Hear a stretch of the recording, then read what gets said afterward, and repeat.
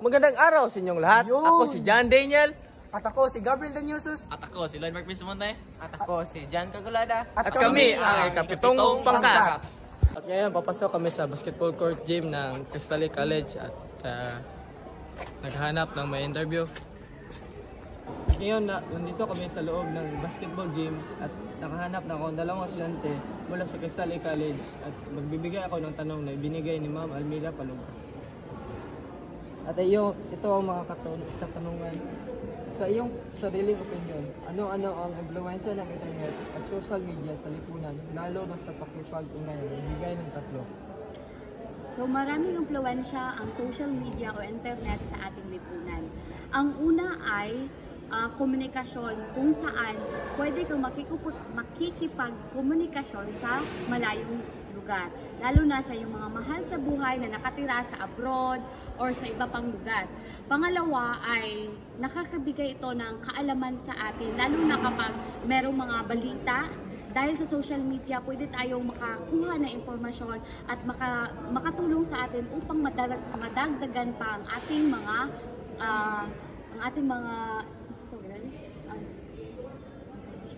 ating mga impormasyon na gusto nating makalap. Ang pangatlo ay lalo na nung pandemic na kung saan ang mga guro ay gumagawa ng online platform na gusto nilang magtuturo gamit ang Google Classroom or the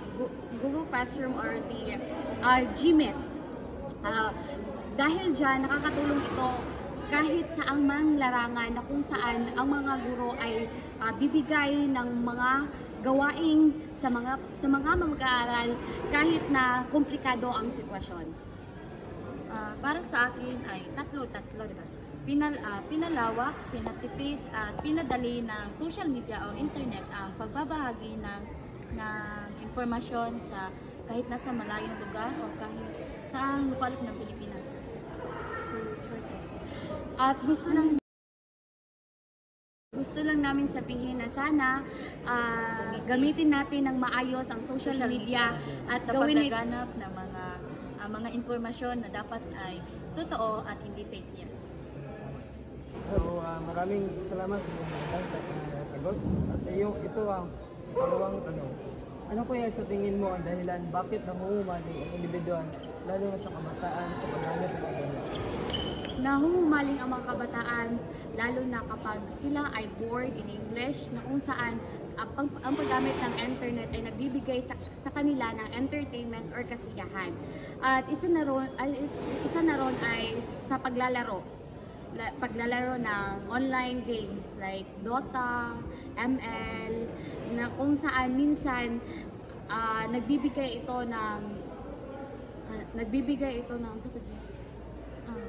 Para sa akin, isa ako sa mga kabataan na nangungumaling sa paggamit ng internet o social media dahil meron ako mga kaibigan na nasa malayong lugar at dahil sa internet o social media na aking ginagamit, nakakapag-communicate ako na napapadalhan ko sila ng aking mga mensahe at nakakatanggap din ako ng mga mensahe galing sa aking mga mahal sa buhay. Dahil dito, isa ito naging rason kung bakit ang paghuhumaling sa internet ay nakikita sa ating mga kabataan sa panahon ngayon, dahil na rin sa pinapadali at pinapalawak ng social media o internet ang pagbibigay o pagbabahagi ng informasyon.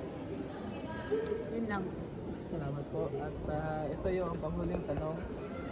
Nakakapekto ba ang paggamit ng social media sa pagpapalago ng wikang Pilipino?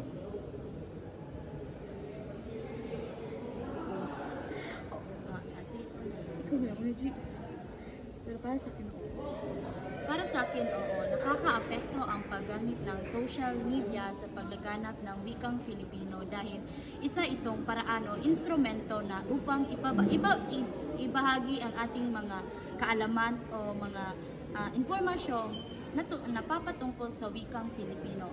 Dahil dito, dahil sa social media o internet, mas na itatangkilik ng ating mga kabataan o ng mga kapwa Pilipino ang ating wikang Filipino na dapat ay ating ating bigyang pansin upang mas mapalawak pa ito sa ng kabataan at sa umaabot sa ibang henerasyon. Para sa akin, dalawa yung sagot ko. Oo, dahil sa kanyang rason, at para sa akin na hindi. Kasi minsan, may mga ibang kabataan ay nagtatakilik sa ibang wika na kung saan mas gusto pa nilang malaman ang ibang wika kasi sarili nating wika.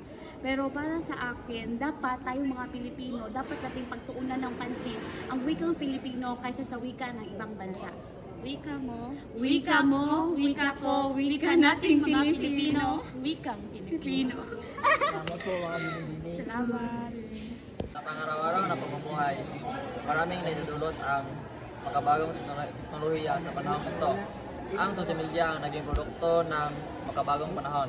Sa kasalukuyang panahon, sa paggamit ng social media tulad na lamang ng Facebook, Twitter, Instagram at marami pang iba, pati ang paglalaro ng online games, at saka naging malaki ang tulong ng internet noong COVID-19 dahil online class ang proseso ng pag-aaral. Yun lamang po. So yun guys, tapos na kami mag-interview sa mga estudyante dito sa Crystal Lake College at ayun ang kanilang mga sagot at maganda naman ang kanilang mga sagot, di ba? Oo, Yes, maganda. as you can see guys, Pati nga yung nagsasalita, ang ganda. oo nga. As you can see guys, nagbihis kami kasi nabuling. Nadumi yung mga Nadumi yan. o kayo na lang kasi hindi ko marunong magtagalog. So kaya ito guys. Kasi nadumihan kami. So yun lang. Yun ang binigay ng aming guro at saka please like and subscribe and share our YouTube channel. And click the notification bell para lagi kayong updated sa aming mga video. Ayan. And 1, 2, 3, go!